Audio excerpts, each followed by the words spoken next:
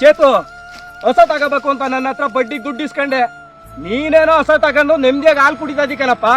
ನನ್ಗಿಲ್ಲಿ ಹಸ್ಲು ಇಲ್ಲ, ಬಡ್ಡಿನೂ ಇಲ್ಲ. ನನ್ನೇನ್ ಅನ್ಕೊಬಿಟ್ಟಿದ್ದೀನಿ ನೀನು?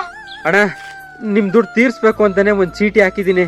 ಇನ್ನೊಂದ್ ಸ್ವಲ್ಪ ದಿನ ಅಣ್ಣ, ನಿಮ್ ದುಡ್ಡ ತೀರ್ಸ್ಬಿಡ್ತೀನಿ. ನನ್ನ ಮಗನೇ, ನಿಮ್ಮಂತರ ಹೇಳೋ ಕತೆಗಳನ್ನ ನಾನು ಕೇಳಿಸ್ಕೊಂಡು ಸುಮ್ಮನೆ ಕೂತ್ಕೊಬಿಟ್ರೆ ನುಣ್ಣು ಬೋಳ್ಸ್ಕೋಬೇಕಾಯ್ತದೆ. ಒಂದ್ ತಿಳ್ಕೊ, ಇನ್ನೊಂದ್ ವಾರದಲ್ಲಿ ನನ್ನ ಬಡ್ಡಿ ದುಡ್ಡು ಚುಕ್ತ ಆದ್ರೆ ಸರಿ. ಇಲ್ವಾ ಮಾರನೇ ದಿನಕ್ಕೆ ನಿನ್ನ ಹಸ್ಗಳು ನನ್ನ ಕೊಟ್ಟಿಗೆಲ್ ಬಿದ್ದಿರ್ತವೆ. ಗೆಪ್ತಿ ಇರ್ಲಿ.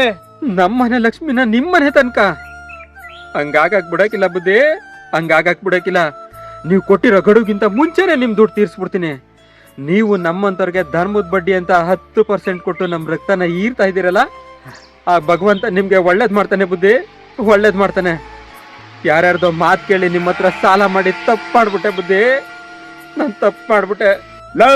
ನಿನ್ ಕತೆ ಕೇಳಿಕೆ ನಾನು ಇಲ್ಲಿ ತನಕ ಬಂದಿಲ್ಲ. ಇನ್ನೊಂದು ವಾರದಲ್ಲಿ ನಾನು ದುಡ್ಡು ಸೆಟ್ಲ್ಮೆಂಟ್ ಆಗ್ಲಿಲ್ಲ, ಆಮೇಲೆ ಮಾತಾಡ್ತೀನಿ.